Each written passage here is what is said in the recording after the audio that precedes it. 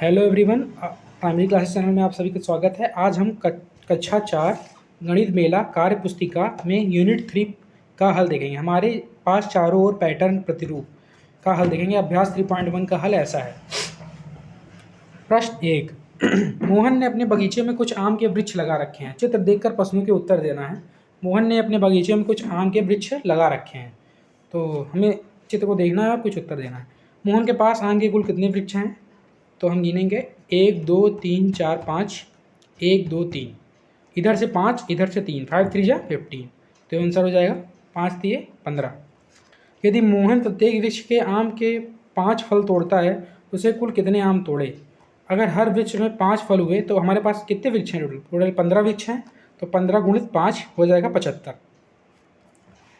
यदि मोहन बगीचे में खाली भूमि पर आम के 6 वृक्ष और लगा देता है तो बगीचे में आम के वृक्षों की संख्या कुल कितनी हो जाएगी? पहले वृक्षों की संख्या कितनी थी? 15। अब कितनी हो जाएगी? 6 और जुड़ गया तो हो जाएगी 21। घ बगीचे में आम के कुल कितने वृक्षों को साथ साथ वृक्षों के कितने समूह बढ़ा जा सकता है? अब ये क्वेश्चन पूछा है संख्या बढ़ाने के बाद। हमारे पास कुल 21 वृक्ष थे, तो अगर हम उसे 7 से डिवाइड करेंगे तो हो जाएगा 3। उत्तर आएगा 3। 3 समूह में बांटा जा सकता है। अभ्यास 3.2। प्रश्न 1।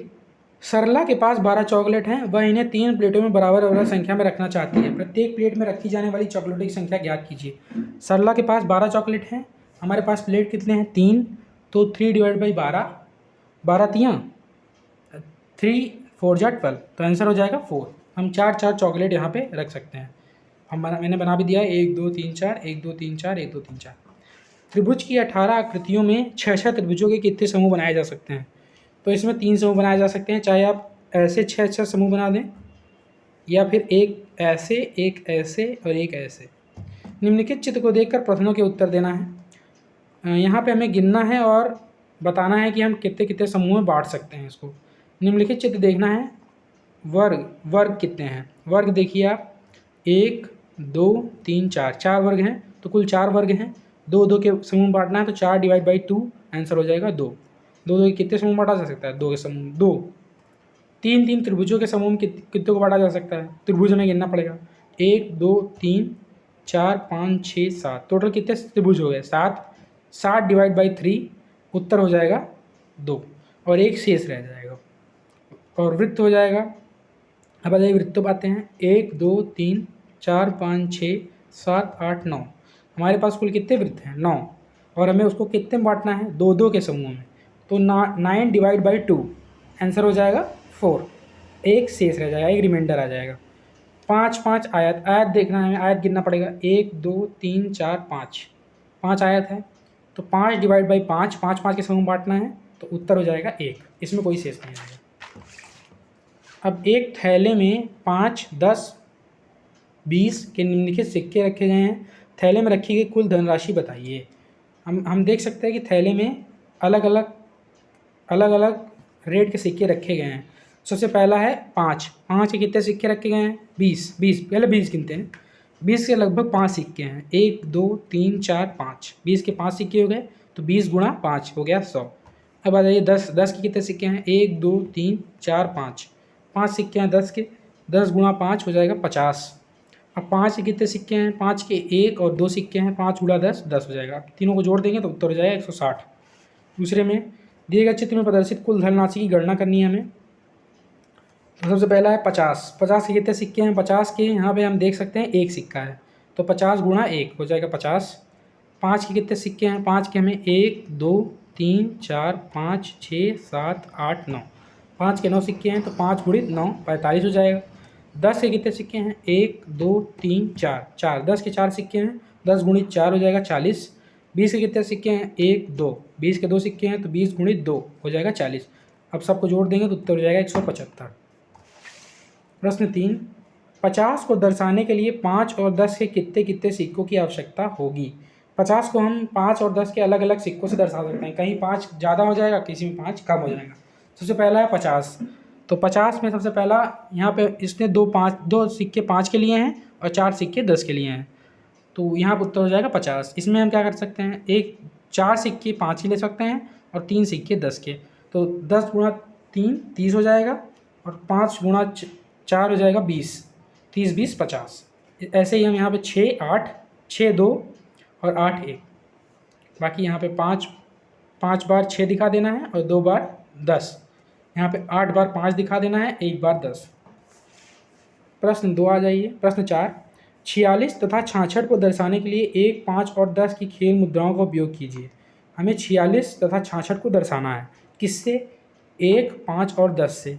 तो सबसे पहले हम 46 को दर्शाने के लिए क्या करेंगे, 4 सिक्के 10 के ले लेंगे तो हो जाएगा 40, एक 5 हो जाएगा तो हो जाएगा 45 और एक और जुड़ जाएगा तो हो जाएगा 46।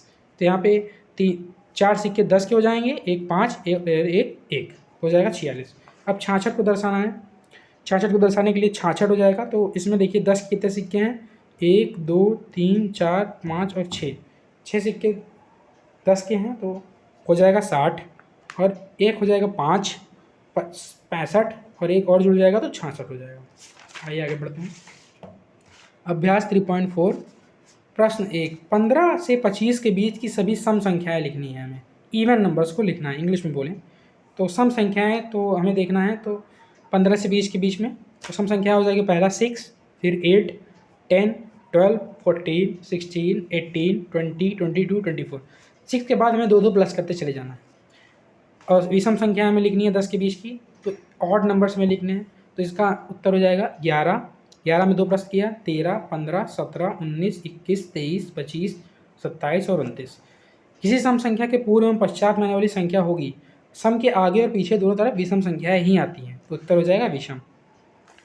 संख्या 105 के बाद की 4 सम संख्याएं लिखने हैं, मतलब इसके बाद की 4 इवन नंबर दो प्लस करते चले जाएंगे, 108 110 112 114। संख्या 100 से छोटी एवं 80 से बड़ी विषम संख्याएं लिखनी है। तो यहाँ पर हो जाएगा 99 97 95 93 91 89 87 85 83 81। निम्नलिखित संख्याओं में सम एवं विषम संख्याएं अलग अलग लिखना है। तो 11 हो जाएगा विषम, 14 हो जाएगा सम, 18 हो जाएगा विषम सम, 25 हो जाएगा विषम, 31 हो जाएगा विषम, 32 हो जाएगा सम, 35 हो जाएगा विषम, 50 हो जाएगा सम, 51 हो जाएगा विषम और 55 हो जाएगा सम। विविध अभ्यास देखना है हमें। विविध अभ्यास 3 प्रश्न 1, वर्ग की 27 आकृतियों में से 3 वर्गों के कितने समूह बनाए जा सकते हैं। तो इसको हम कुछ इस प्रकार कर सकते हैं। अगर हमारे पास वर्ग की 27 आकृतियां हैं तो अगर हम 27 को 3 से डिवाइड करेंगे तो उत्तर आएगा 9। तो हम टोटल 9 समूह बना सकते हैं। तो इसमें 3 वर्ग ऐसे बना देंगे और फिर उनको एक समूह में दर्शा देंगे, 1 2 3 1 2 3 1 2 3 1 2 3 1 2 3 ऐसे दर्शाते चले जाएंगे, टोटल 9 हो जाएगा। इधर 1 2 3 4 5 6 7 8 9, ये 9 समूह बन जाएंगे। एक समूह ए, एक समूह ए, एक समूह ए, एक समूह ए, 3 वर्ग के समूह बन गया। निम्न चित्र में प्रदर्शित कुल धनराशि कितनी है। तो इस चित्र में हम देख सकते हैं 5 के कितने सिक्के हैं, 5 के 1 सिक्के हैं, 5 गुणा 1 5 हो जाएगा। 10 के कितने सिक्के हैं, 1 2 3 4 5, 10 के 5 सिक्के हैं तो हो जाएगा 50। 20 के कितने सिक्के हैं, 20 के 4 सिक्के हैं तो 1 2 3 4, 20 के 4 सिक्के हो जाएंगे, 20 गुणा 4 80। अब सभी को जोड़ देंगे तो आंसर हो जाएगा 135। 1 से 50 तक की संख्याओं में सम एवं विषम संख्याएं लिखना है। तो 1 से 50 शुरुआत होगी 1 से, विषम संख्याएं लिखेंगे। 1 में 2 जोड़ते चले जाएंगे, 1 3 5 7 9 11 13 15 17 19 21 23 25 27 29 31 33 35 37 39 41 43 45 47 49। सम संख्या हो जाएंगी 2 4 6 8 10 12 14 16 18 20 22 24 26 28 30 32 34 36 38 40 42 44 46 48 50। आइए आगे बढ़ते हैं। प्रश्न 4, किसी भी बीज की संख्या को जोड़े बिना लगातार 10 संख्याओं को चुनिए तथा उनके नीचे सम अथवा असम लिखिए, विषम लिखिए। तो हमें बीच में किसी भी संख्या को छोड़ना नहीं है और सम अथवा विषम लिखते चले जाना है। तो 51 पहले से दिया हुआ है, 51 से लेकर हम 60 तक लिख देंगे। 51 52 53 54 55 56 57 58 59 60। एक विषम होगा दूसरा सम हो जाएगा। 51 विषम है तो ये सम हो जाएगा।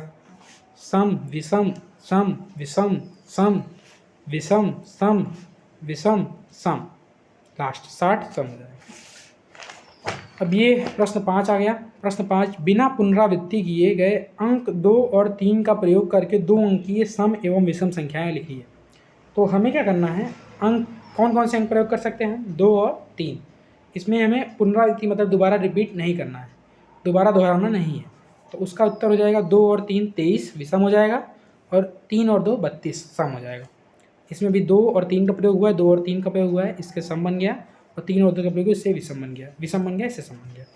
16 को दर्शाने के लिए 1, 5 और 10 के कितने सिक्कों की आवश्यकता होगी, तो 16 को दर्शाने के लिए 1, 5 और 10 के एक एक सिक्कों की आवश्यकता होगी। 10, 5, 15, 1, 16 ऐसे बना देंगे। तो यहाँ पे हमारा अभ्यास 3 समाप्त होता है। अगले वीडियो में अभ्यास 4 का सोल्यूशन देखेंगे। अगर आपको इस वीडियो से मदद मिली हो तो हमारे चैनल को सब्सक्राइब और लाइक ज़रूर करें। धन्यवाद।